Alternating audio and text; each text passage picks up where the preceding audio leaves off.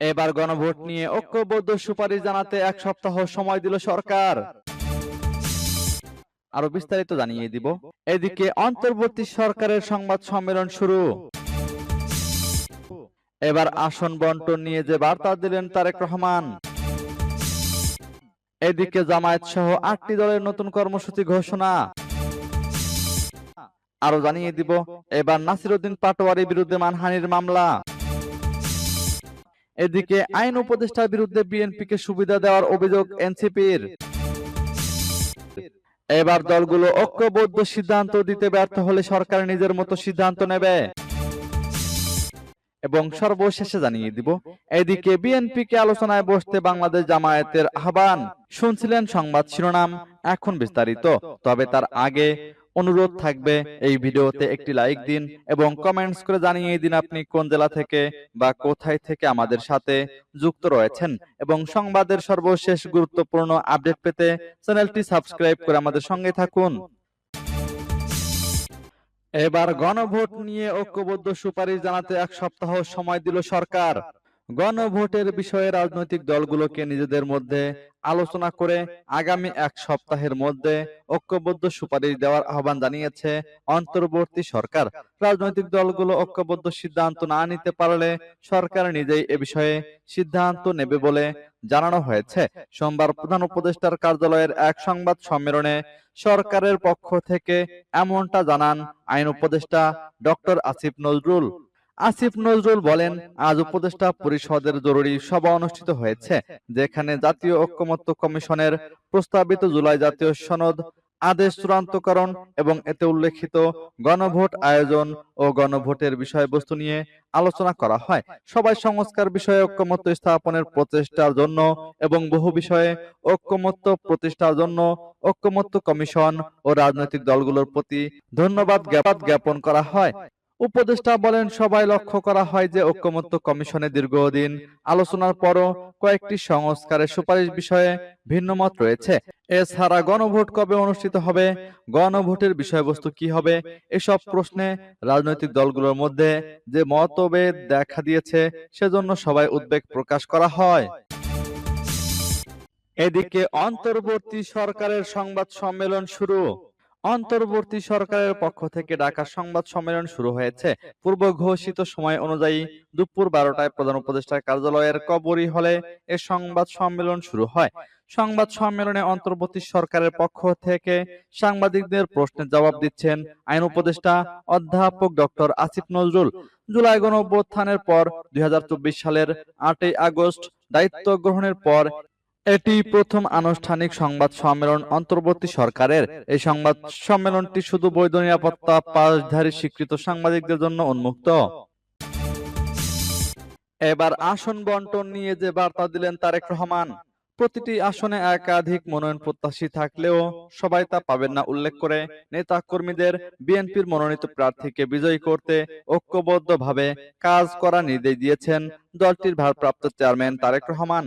রোববার রাজধানীর বনানীতে প্রবাসী বিএনপির সদস্যপদ নবায়ন ও নতুন সদস্য সংগ্রহের অনলাইন পেমেন্ট গেটওয়ে কার্যক্রমের উদ্বোধনী অনুষ্ঠানে অংশ নিয়ে এ মন্তব্য করেন তিনি।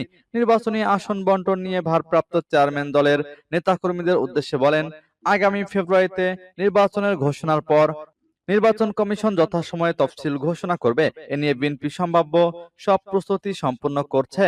তিনি বলেন, 300 সংসদীয় আসনে বিএনপির মনোনয়ন প্রস্তুতি চলছে। তবে সংসদীয় আসনে একাধিক ও যোগ্য প্রার্থী থাকার পরেও সবাইকে মনোনয়ন দেওয়া সম্ভব নয়।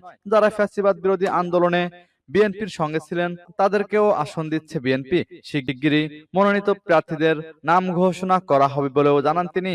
অনেকে মনোনয়ন বঞ্চিত হবেন উল্লেখ করে তারেক রহমান বলেন, মনোনয়ন বঞ্চিতদের দেশ ও জনগণের স্বার্থে দলের সিদ্ধান্ত মেনে নিতে হবে, কারণ ব্যক্তির চেয়ে দল বড়। এদিকে জামায়াত সহ 8টি দলের নতুন কর্মসূচি ঘোষণা। পূর্ব ঘোষিত 5 দফা দাবি আদায়ে আবারও নতুন কর্মসূচি ঘোষণা করেছে জামায়াতে ইসলামী সহ সমমনা 8টি দল। সোমবার দুপুরে এক সংবাদ সম্মেলনে এ ঘোষণা দেন বাংলাদেশ খেলাফত মজলিসের আমির মাওলানা মামুনুল হক। এ সময় জামায়াতের নায়েবে আমির ডাক্তার সৈয়দ আব্দুল্লাহ মোহাম্মদ তাহের বলেন, আমরা যে ঐক্যমত্যে পৌঁছেছিলাম তাতে হঠাৎ করে একটি দল বিরোধিতা করছে। আমরা আশা করি তারা তাদের দলীয় অবস্থান পরিষ্কার করবে। জুলাই সনদ বাস্তবায়ন না হলে গণভোট আগে আর পরে করে লাভ নেই, বরং গণভোটের মাধ্যমে জুলাই সনদ বাস্তবায়ন করতে হবে। কারণ নির্বাচনের দিন হ্যাঁ বা না ভোটে কারো মনোযোগ থাকবে না। মামুনুল হক বলেন, বাংলাদেশ ত্রয়োদশ সংসদ নির্বাচনের দ্বার প্রান্তে উপনীত। তবে জুলাই সনদ নিয়ে দেশের মানুষ যে স্বপ্ন দেখছিল এবং নতুন বন্দোবস্তের স্বপ্ন এখনো অধরা। তিনি বলেন, আমাদের ৮টি দলের ৫ দফা দাবিতে সংগ্রাম অব্যাহত থাকবে। আমরা জুলাই সনদের আইনি ভিত্তি প্রদানের দাবি জানিয়ে আসছি। অবিলম্বে জুলাই সনদ বাস্তবায়নের আদেশ জারি করতে হবে। জাতীয় নির্বাচনের আগেই পৃথকভাবে জুলাই সনদ বাস্তবায়নে গণভোট করতে হবে। এবার নাসির উদ্দিন পাটোয়ারির বিরুদ্ধে মানহানির মামলা। ঢাকা মহানগর দক্ষিণ যুবদলের সদস্য সচিব রবিউল ইসলাম নয়নকে নিয়ে অশোভন মন্তব্য করায় জাতীয় নাগরিক পার্টির মুখ্য সমন্বয়ক নাসির উদ্দিন পাটোয়ারির বিরুদ্ধে মানহানির মামলা দায়ের করা হয়েছে। সোমবার কাজী মুকিতুজ্জামান নামে এক যুবদল নেতা বাদী হয়ে চিফ মেট্রোপলিটন ম্যাজিস্ট্রেট আদালতে মামলা দায়ের করেন। মামলায় বলা হয়, 5ই আগস্ট ফ্যাসিস্ট সরকার পতনের পর আসামি নাসির উদ্দিন পাটোয়ারি আন্দোলনের নেতৃত্বদানকারী দল বিএনপি ও বিএনপির নেতৃত্ব প্রদানকারী ব্যক্তিদের সুনাম ক্ষুণ্ণ ও সামাজিকভাবে হেয় প্রতিপন্ন করার লক্ষ্যে ইচ্ছাকৃত ও উদ্দেশ্য প্রণোদিতভাবে সামাজিক যোগাযোগ মাধ্যম ও গণমাধ্যমে বিভিন্ন মিথ্যা বানোয়াট তথ্য বিভ্রান্তিকর ও মানহানিকর অপপ্রচারে লিপ্ত হয়েছেন। মামলার বিবরণে আরো বলা হয়, গত 1 নভেম্বর যুবদল নেতা নয়নকে নিয়ে বিএনপি নেতা নাসির উদ্দিন বলেন, জুলাই সনদ নিয়ে একটি বড় দল গুন্ডামি করছে। ঢাকা মহানগরের একজন নেতা আছে নয়ন, ও একাজে পরিমাণ চাঁদাবাজি করেছে এবং দুর্নীতি করেছে। এ টাকা দিয়েও বাংলাদেশে একটা গণভোট সম্ভব। আমরা উনাদেরকে এতদিন জমজমের পানি দিয়ে পরিষ্কার করতে চেষ্টা করেছি। উনাদের মাথা ক্লিন হয় নাই, বডিও ক্লিন হয় নাই। এখন আমার মনে হয় উনাদেরকে বুড়িগঙ্গার পানি দিয়ে পরিষ্কার করতে হবে। এদিকে আইন উপদেষ্টার বিরুদ্ধে বিএনপিকে সুবিধা দেওয়ার অভিযোগ এনসিপির। আইন উপদেষ্টা ডক্টর আসিফ নজরুলের বিরুদ্ধে বিএনপিকে সুবিধা দেওয়ার আশ্বাস দেওয়ার অভিযোগ তুলেছে জাতীয় নাগরিক পার্টি এনসিপি। গণপ্রতিনিধিত্ব আদেশ 1972-এর 20 অনুচ্ছেদ সংশোধন প্রসঙ্গে সরকারের অবস্থান জানতে চেয়ে দলটি আইন উপদেষ্টার কাছে চিঠিও পাঠিয়েছে। রোববার এনসিপির সদস্য সচিব আক্তার হোসেন স্বাক্ষরিত চিঠিটি আইন উপদেষ্টার কার্যালয়ে পাঠানো হয়। চিঠিতে বলা হয়েছে, সম্প্রতি গণপ্রতিনিধিত্ব আদেশ সংশোধন নিয়ে বিএনপিকে দেওয়া আইন উপদেষ্টার ব্যক্তিগত আশ্বাস রাষ্ট্রীয় নিরপেক্ষতার পরিপন্থী। উপদেষ্টা হিসেবে তিনি সরকারের নিরপেক্ষ প্রতিনিধি, কোন রাজনৈতিক দলের নয়। নির্বাচনী আইন সংশোধনের মতো বিষয়ে এককভাবে কোন দলকে আশ্বাস দেওয়া সরকারের প্রতি জন আস্থা ও নিরপেক্ষতার ধারণাকে প্রশ্নবিদ্ধ করে। চিঠিতে আরো উল্লেখ করা হয়, গণপ্রতিনিধিত্ব আদেশের 20 নং অনুচ্ছেদ সংশোধন নিয়ে আইন উপদেষ্টা নির্বাচন কমিশন ও নির্বাচন ব্যবস্থা সংস্কার কমিশনের বিপরীত অবস্থান নিয়েছেন, যা সুষ্ঠু গণতান্ত্রিক প্রক্রিয়ার পরিপন্থী। এবার দলগুলো ঐক্যবদ্ধ সিদ্ধান্ত দিতে ব্যর্থ হলে সরকার নিজের মতো সিদ্ধান্ত নেবে।